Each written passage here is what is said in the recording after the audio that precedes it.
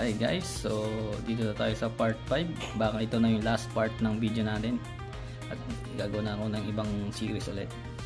So nung nakarang video is in-update natin ito ng macOS Sierra. Ayun ang Sierra, naka macOS Sierra na siya. So ngayon video na to, tapos na natin gawin tong USB. Ayun ang install macOS Sierra. So naka-start to. So, yung nakarang video, gumawa tayo ng USB. So, ngayon, i-install na natin. So, pag ganyan, huwag mong i-click to, yung launchpad, tsaka to. Pag tinik mo yan, hindi yan mag-install. So, ngayon, ang first step natin is restart. So, pag press mo yung restart, press down mo yung option key. Ito, option key, press down mo lang. So, restart. Click restart, ayan. Restart. Yan, restart natin. Tapos press mo lang yung option key. Ayan. So, panoorin nyo yung last video ko na how to create USB bootable para maka-install kayo ng Sikia sa old MacBook nyo na unsupported sa Sikia. So wait mo lang, ayan. So pag lumabas na yan, pwede mo nang bitawan yung option. And then pipiliin natin is ito, EFI boot, yung may open core na logo. Yan. Yan. Press enter mo lang. Enter. Yan. Tapos ito. Huwag to. Itong install macOS Sikia. Yan. Yan. Yan. Press enter lang ulit.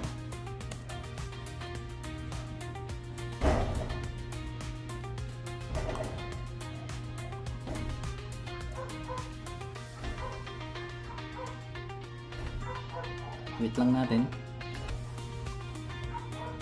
Ininom ako ng soft drinks.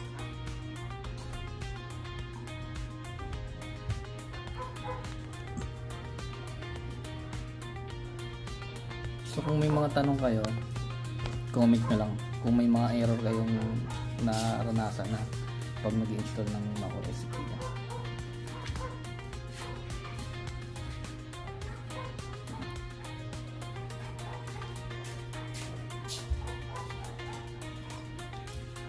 So wait lang natin. Pupunta yan dun sa recovery ng Sikia.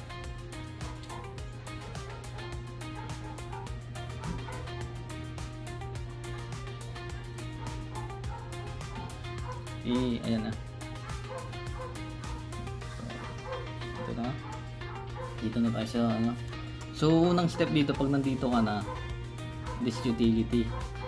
Kung ang gagawin mo ay press install ka, so gagawin mo dyan, ito yung SSD mo, i-erase mo lang. Ayan, ayan, APFS yung mo dapat kung press install pero pagka gagawin kasi natin dito sa tutorial na to is update lang, so hindi tayo magre-reformat. Pag gusto mo press install, ito gawin mo reformat. Yan, erase para ma-erase lahat ng mo. Ito yung kasing natin yung dyan naka-install yung natin, yung Sierra, macOS Sierra. So i-edge ko na yan, update lang kasi gagawin. So pag gusto nyo update lang, ganito ang gawin nyo, click nyo tong install macOS Sikia, then press continue. Yan, continue.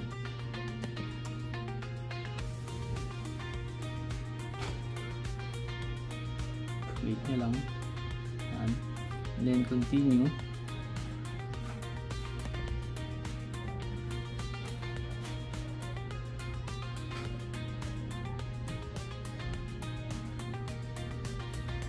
So kung may na-encounter kayo mga error, feel free to comment na lang dyan sa comment down below. Try natin sagutin yan kung anong mga solution sa mga nyo.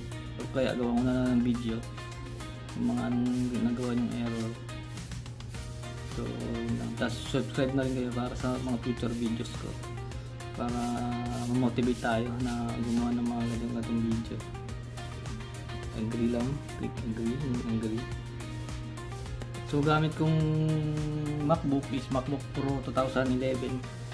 So unsupported talaga sa macOS Sige. So itong ano natin, SSD natin, dito naka-install yun. Ito is ano ko lang to, extra files ko lang to, 1 terabyte. Ito dito naka-install yung ano natin, macOS High Sierra. So 128. Okay.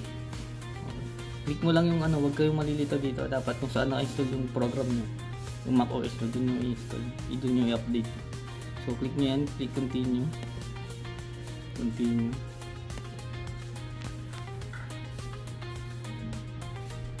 So ayan. So ipopost ko muna to. Ang tagal kasi yan, 37. Ayan, 1 arrow. So wait na lang. Post ko muna. Okay. So ayan. Lapit na siya. Medyo matagal-tagal din. Wait lang natin ng saglit. So kanina nag 30 minutes, tapos nag-restart, nag 20 plus minutes. Ngayon, nag-ano na ulit siya. Wala ng oras, so ibig sabihin malapit na yan. Ayan. Wait lang natin ng konti. So ang ginawa natin is upgrade, hindi siya clean install. Pagka clean install kasi kailangan mo i-reformat yung SSD. So bagong bago talaga yun, fresh na fresh, walang kalaman-laman. So kung may files ka at importante yung files mo, update mo lang, pwede naman yun. Kahit mababang OS ka, update mo lang, huwag mo na i-reformat. So hindi naman mabubura yung mga files mo dyan pag yun lang yung ginawa mo, yung sinunod mo lang yung step na sinabi ko. So ayan, malapit na.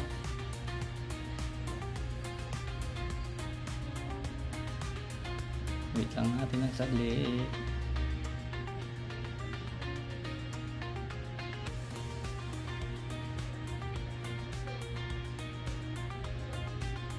Ayan.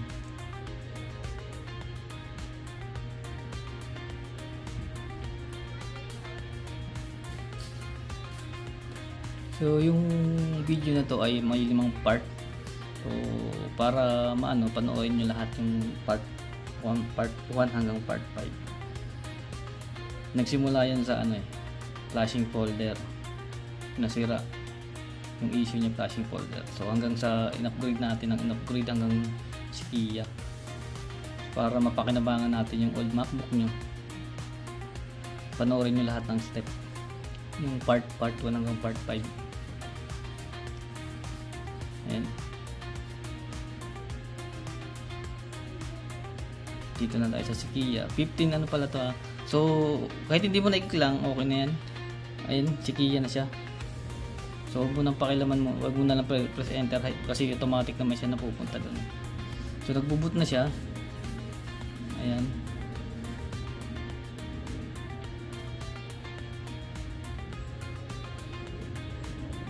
So huwag niyo muna tanggalin tong USB. Mamaya na lang pag nag-install na tayo ng ng EFI sa mismong hard disk natin, sa mismong SSD natin, para mag-boot siya kahit walang SSD.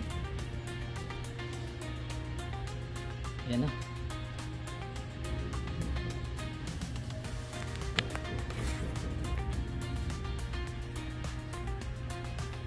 Ulit po natin ang saglit. Lapit na yan.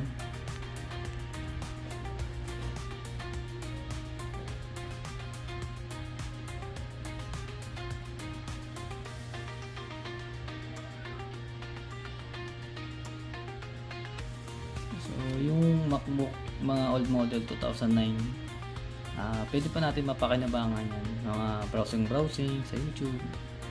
Kung wag nyo munang itapon kasi mapapakinabangan pa talaga yan kahit old model na yan. Sundin nyo lang yung mga mga step ko, yung part 1 hanggang part 5, kung paano ayusin yung mga old MacBook nyo. So wait lang natin ng saglit, o kaya i-fast forward ko lang siguro to. Sige.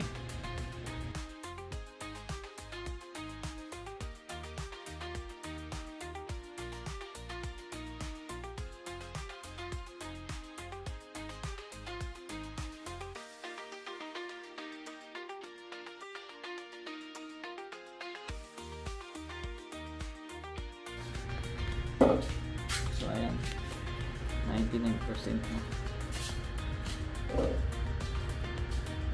Natin ng konti. So kung gusto mo naman magpa-install, pwede naman PM ka lang, guide kita. Kung nalilito ka sa video tutorial, pwede ka mag-PM sa akin, o kaya comment ka lang, tanong ka lang sa comment section, pwede kita i-guide dun.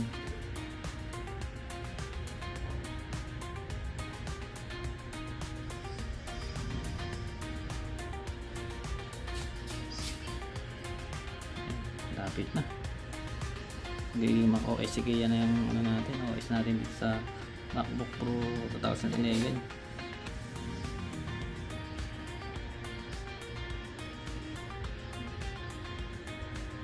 So lahat ng MacBook na hindi supported, unsupported, pare-parehas lang ng step. Kahit anong MacBook nyo, mga old model na MacBook, mga hindi siya supported ng mga OS, sige, ganito yung step, isa lang yung step. Kahit anong MacBook nyo, yung step na ginawa ko, same lang siya. Kahit Mac Mini yan, Mac iMac, same lang yan. Pero syempre, kailangan nyo na ito, bootable na USB. Sa part 4, diyan mo tinuro yung paano gumawa nito.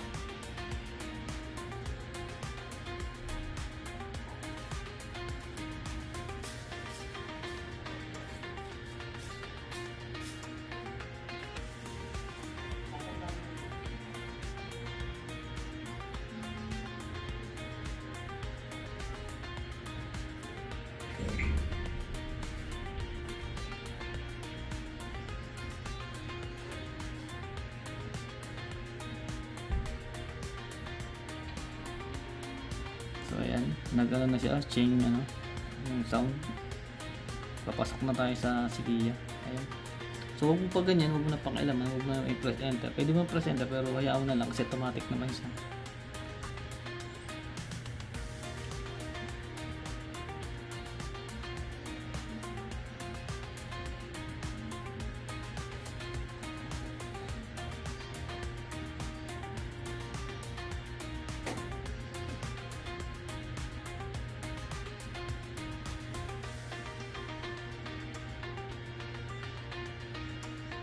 Medyo may katagalan talaga mag-install nito, lalo na pag old model talaga yung laptop mo.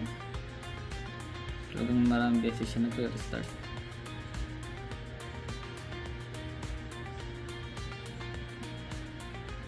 Kaya tiyagaan talaga mag-install nito.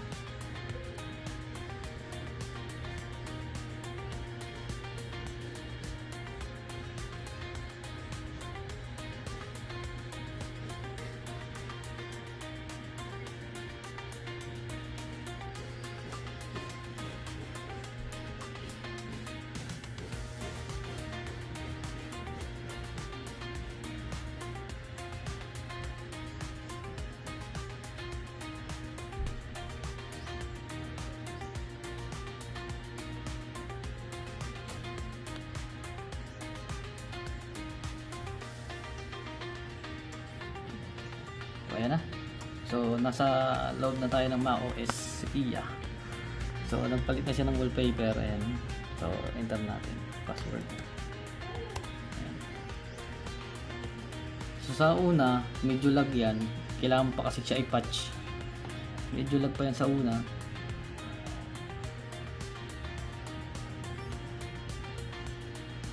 Yan, ipapatch pa kasi natin yung graphics niyan. So wait lang natin ang saglit kasi malag talaga yan sa una. Pero pag after restart na, pag once na na-patch na, smooth na yan.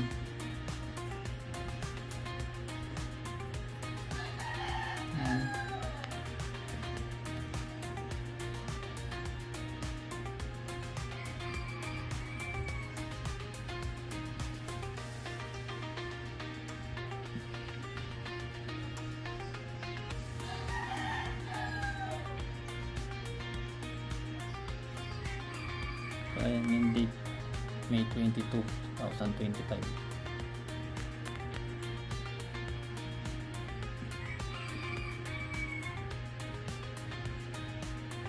So yung version pala nito is pinaka-latest 15.15 15.5 na macOS Sequoia, pinaka-latest yan.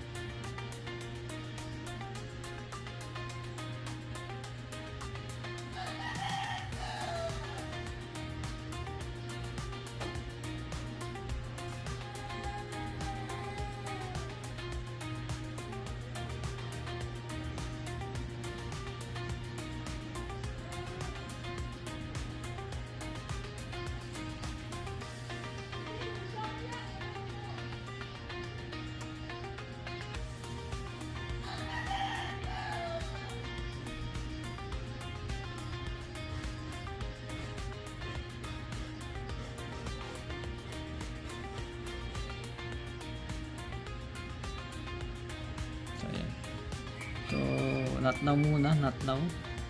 Click not now. Kasi malag talaga yun, no? Kailangan pa kasi i-patch yan. Papatch muna natin. So continue. Huwag mo itong i-click. Hayaan mo lang siya. Continue. So set up later. Not now. Yan. Continue.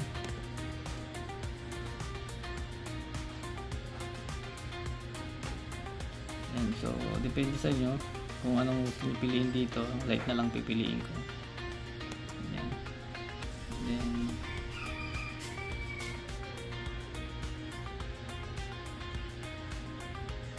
continue lang. Ayan. So, ayan na. Welcome to Mac. Welcome to macOS Sequoia. Sequoia ba yan? Sequoia. Bala na kayo. So, press continue. Ayan. So, ayun na. Papatch na natin yung graphics niya.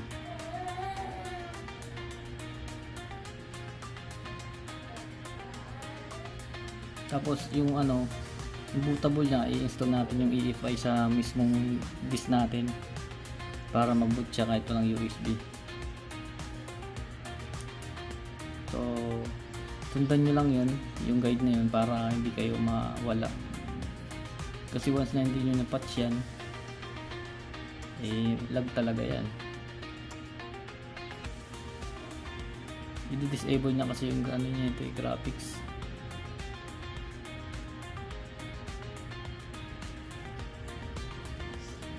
Wait lang natin saglit kasi nag-loading pa eh.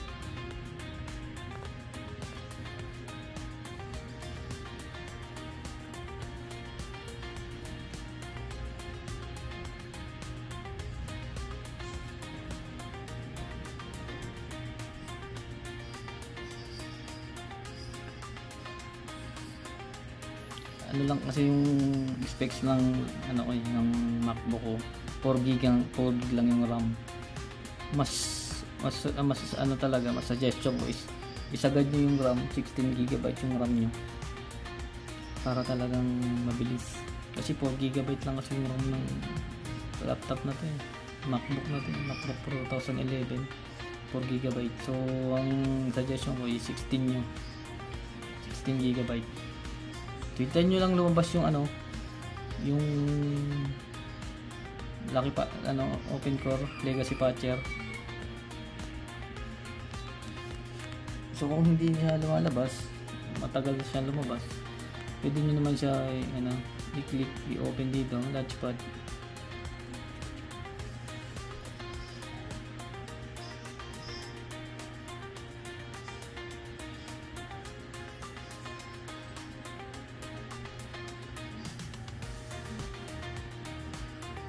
Ayan. So baka mag-open na siya. So gumagana lahat, wifi,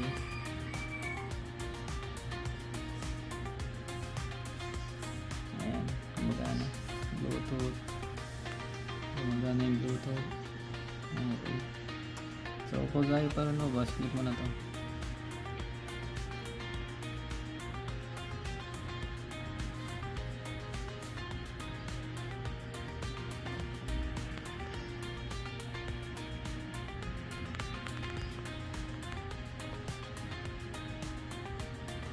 Okay. Ito nyo yung lumabas yung patch nya.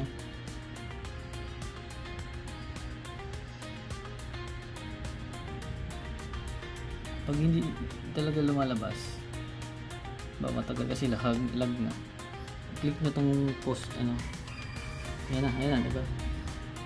Detected that you are booting to USB. So ibig sabihin sa USB ka pa nag-booting, hindi ka nag-boot sa Mac OS normally. So click mo, would you like to open core legacy patcher install this? So press okay lang, press okay para mag-install yung booting niya sa mismong hard disk, mismong SSD natin sa loob ng Mac mo. So install to a disk, click mo lang to. Yan. Dito wag kang magkakamali ng pili kasi nga wag ka na to, baka sa iba mo install hindi siya mag-boot. So ayan, wag po kayo dito magkakamali. Wag dito wag niyo piliin to kasi ito yung USB, ito yung backup ko, ito yung main ko ng drive. So dito natin i-install yan, dito sa Samsung SSD. Diyan natin i-install yung AFI ng booting ng Mac OS Kia. So wag kayong magkakamali dito kasi hindi yan magbo-boot pag wala tong USB. Magkakaroon kayo ng error, problema. Okay. So itong Samsung yung pipiliin ko. Yan, tapos dito niyan itong EFI. Yan.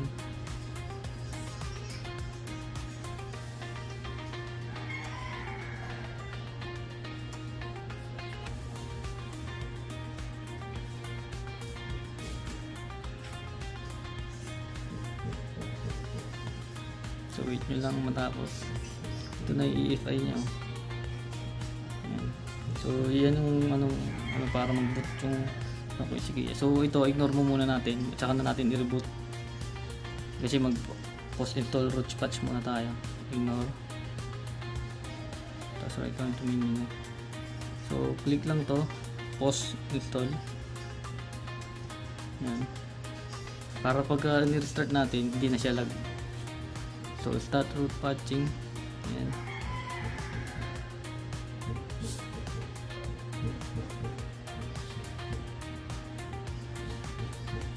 So ayun yung graphics natin, Sandy Bridge. Ayun, hindi kasi yun yung pinapatch niya.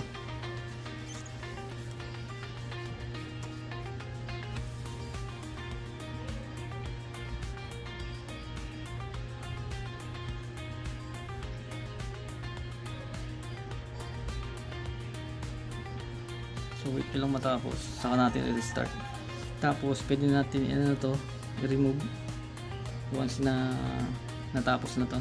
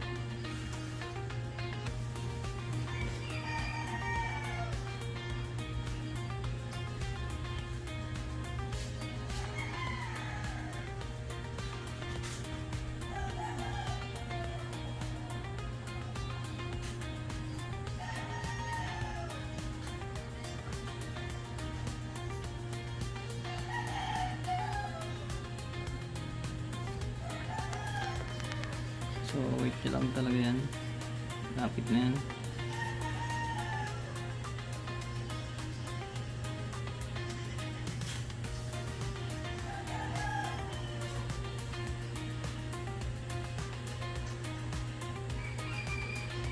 Yan, so ano na daw siya, reboot na, so para finish. So ano na natin tong eject na natin to. Yan, eject para hindi kayo malito kasi baka sa USB kayo mag-boot eh. So ngayon once na natanggal na USB, press reboot.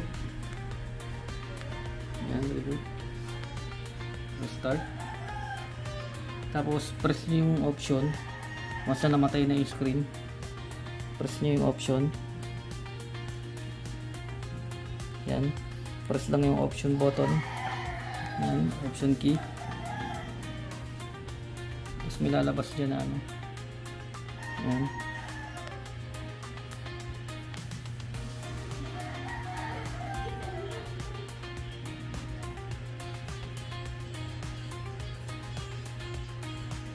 Ayan.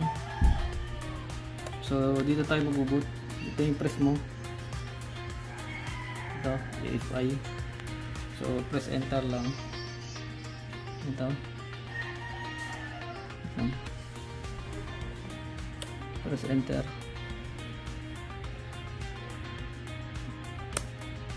Ayan, tapos lumano. Press enter. So ngayon, kada boot mo, yun na yung lalabas dyan.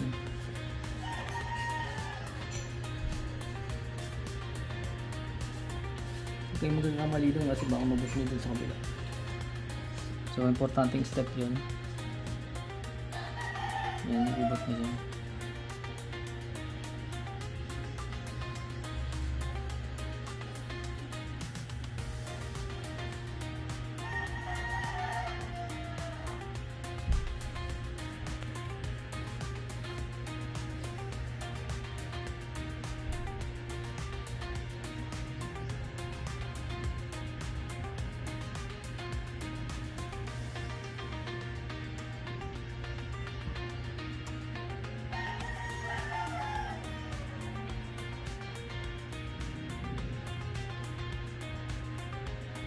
So, ayan, so tinanggalan natin yung USB. Ayan. Wait nyo lang na mag-boot.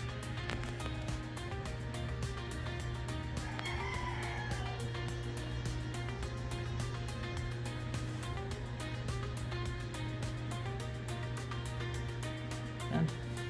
So dito na tayo sa Skia. So na-upgrade nyo na yung MacBook nyo.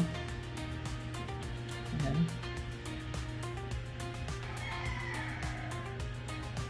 Skia. So good luck sa pag-upgrade. Sana wala kayong maging error. So sundan nyo lang yung step by step na tinuro ko para ayan, para hindi kayo mawala o magkaroon ng error. Ayan ang Apple about this Mac.